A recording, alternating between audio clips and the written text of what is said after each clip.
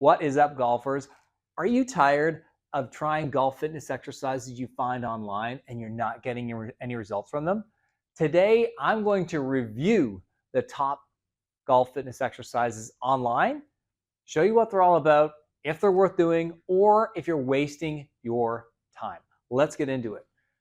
If you haven't seen us before, my name is Josh Leyes. I'm the Director of Coaching here at P4S Golf, where we've been helping over 12,000 golfers gain speed, reduce pain, improve their longevity in the game, and have more fun playing golf.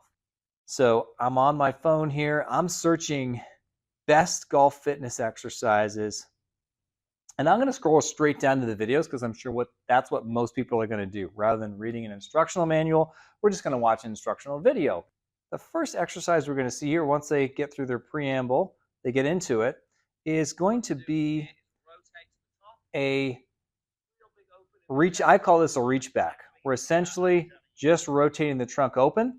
And then you'll see Andy here just kind of rolls his shoulder onto the side and just holds this end range position of his trunk rotation. So it's kind of like a reach back, and then we'll call this almost a thread the needle and just hold this end range position for a minute or two. So it's a static hold. Now, the rest of the exercises in this video are pretty much all geared at trunk mobility, which is important. We need to be able to rotate the trunk. But again, he's doing a static hold here.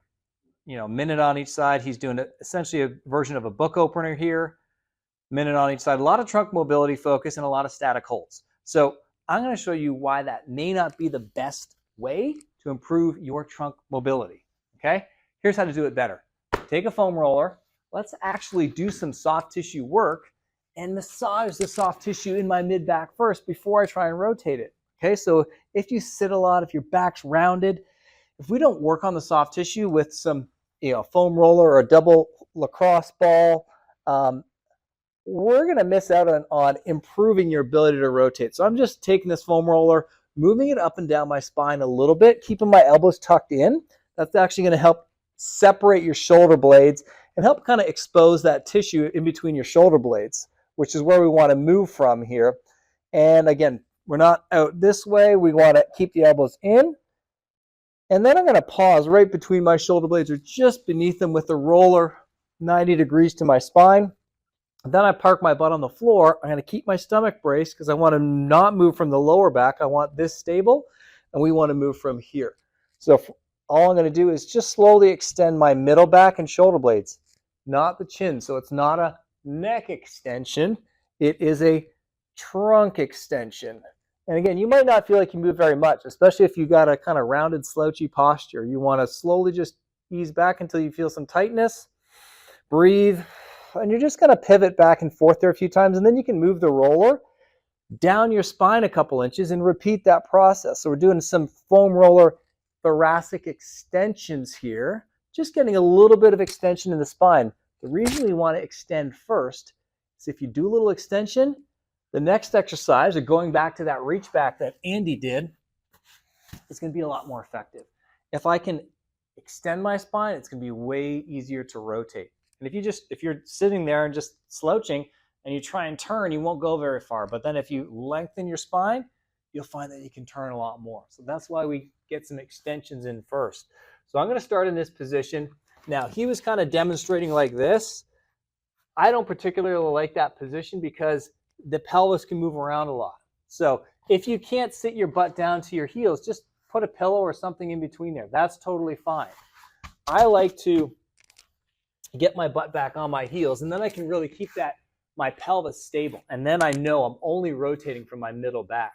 From here, I'm just going to put the right fingertips behind the ear, and I'm going to push through my grounded arm. That's really important. Down force here, and then I'm going to open my chest to the right. I'm pushing, pushing, pushing until my body stops.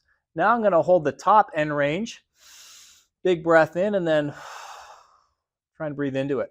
So here, instead of me resting like this, I'm actively working through this end range here. Breath in, breathe out. Breath in, and breathe out. So now I'm working on an active range of motion in the trunk rotation rather than a passive static hold. So good attempt to go through a lot of trunk rotation mobility exercises in that first video, but it kind of fell short. And I'm going to give that one a thumbs down on the actual exercises, because active range of motion and soft tissue work is going to be key if we're going to improve mobility as efficiently as possible and not waste any time. Let's take a quick second to talk about our golf performance assessment. This assessment takes only 5 minutes, and it'll tell you exactly where you need to improve in your golf game. It's 4 quick mobility tests that every golfer needs to pass in order to have a powerful, consistent swing and play pain-free golf. But less than 1% of the 12,000 golfers plus that we've tested pass all 4 of these tests. Not passing them leads to pain, swing faults, loss of distance and speed every single year. So click the link in the description and do our 5-minute assessment to see where you need to improve the most. And for a limited time, you can also get on a call with one of our experts free of charge to go over your results and what they mean for your golf game. Click the link below and try it out. Number 2, Rory McIlroy. I think he's top 3 in the world right now, top 4 in the world. Rory is going to show us his workout. This is Rory's strength routine. Now, I'm not going to do the whole thing, but first exercise he jumps into here is a goblet squat. Great exercise. I'm giving this one a thumbs up, way up, okay? So you can see Rory squatting here. He's doing a goblet squat, which means he's essentially holding it in front of him. Okay, he's getting a nice full range of motion. He's going to do a few more reps and knock him out here. You can see he's getting his hips pretty much at full depth. So that's where his hip socket, or the crease of his hip, is going to be down by his knees. Okay, so great exercise. And squats kind of fall on a spectrum here. So when we're squatting, you may not have the mobility in your knees, hips, and ankles to get down to here like Rory did. You might only be able to get to here. If that's the case, use something for support and walk yourself down till you can go a little lower, till you got some stability. Then walk back up. Walk yourself back down. Use something for balance to help you out until you can get, we want to get this depth where your hip creases even with the top of your kneecap, okay? Once you can do that, do it with body weight. Then load it with a kettlebell or a dumbbell. Progress. You can start with 10 reps, and then as you can do that, no problem, you can increase the weight and maybe go down to 8 reps. But we only get stronger by increasing the load. Okay, and when we increase load, you typically are going to decrease reps. The next progression, of course, would be to load a barbell across your back. That's the most advanced version. That's where you can make the most strength and power gains, okay, because we can put a load on your back and stand up. I'm not limited by how much I can hold out in front of my chest. So that's the spectrum of progression on the squat exercise. But that exercise is fantastic because we're getting some work through the lower body in terms of mobility, but it's going to help me push through the ground and push the ground away from me, which is going to be a big predictor of club head speed for us. The more I can push against the ground, the more potential I have for club head speed. Out of the 12,000 plus golfers we've researched, the ones that jump the highest, which is directly related to squat power, they swing the fastest. So it's a big predictor of club head speed. So love that exercise. Rory's workout was really, really solid. It was just basics, the squat, the push, the pull patterns. Squat one is a big one. Let's go to the third workout here. Full tour performance golf fitness workout, okay? So this is tour level performance. And again, he does say this is a winter workout series, and it's a level 3, so it's supposed to be a little bit advanced, I guess. But we don't see any warm up in here. And he just talks through the intro. And the first exercise he's doing here is a single dumbbell snatch. So this is a movement where the dumbbell's on the ground, and in an explosive motion, it's being lifted overhead. Back's a little rounded as he's reaching down for that. I don't love that at all.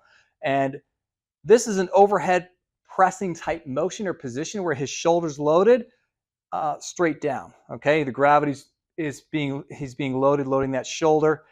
This is a huge thumbs down, especially as a first exercise, okay, in a workout. Okay, I'm gonna give this one up. Do not attempt this exercise unless you want to potentially injure yourself, okay? You need to assess first, do I have the requisite mobility to get to this position, okay? A big way to test that for golfers, this is a standard test for golfers. Get in your golf posture, elbow out to the side, at shoulder height without standing up. Can I get my forearm, rotate my shoulder and get my forearm more vertical than my spine angle? If you're stuck here or here or here, you have no business pressing a weight overhead because you're going to be pressing like this if you can't externally rotate your shoulder and get to here, because you're going to end up compensating from your lower back, okay? So if I try and do this exercise here and my shoulder is like this, to get this overhead, I'm going to try and do this, okay? And I'm going to be really unstable at the top. So he's using a power motion. And if someone gets a dumbbell that's too heavy and it gets unsteady here, all right, that's good. That's a shoulder injury waiting to happen. So big ixnay on that one. Here's what to do instead. So instead of overhead pressing, we found that there's so far no data to show that overhead pressing strength is going to have a direct impact on golf performance. However, horizontal pressing strength, push strength, big indicator of club head speed. So simple way to do that.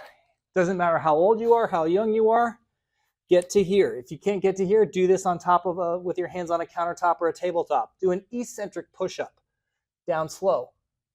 5, 6, 8, 10 seconds, down slow, slow, slow till your chest touches the ground first.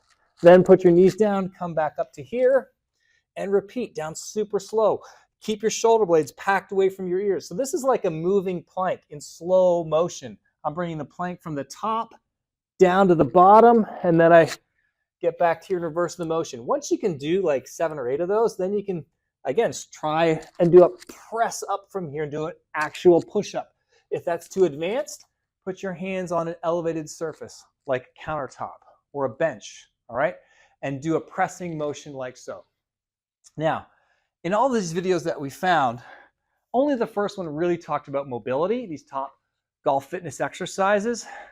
These are all geared towards, this first one here is mobility, this one's strength, this one's strength. So we need strength and mobility.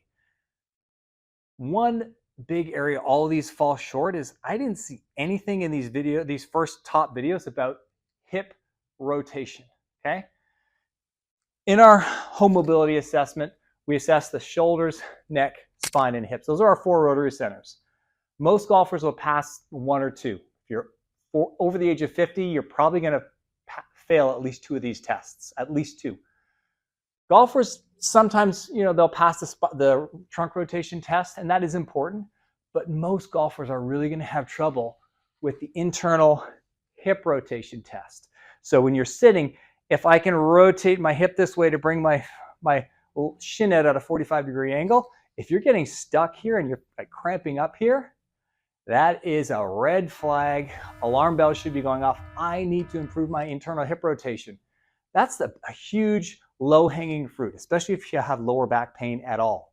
So we're going to put the link in the description for a workout on how to improve your hip rotation, because that is usually the best place to start for golfers and for you to find out where you need to work on. So we'll also put in the description the link for our free home mobility assessment. Takes you 5 minutes. You go through the test of the 4 rotary centers. Then you find out exactly where you are limited and know what you need to work on. We've got tons of videos to help you guys out and improve your mobility, improve your golf fitness. I hope you guys found that helpful, and I'll see you guys next time.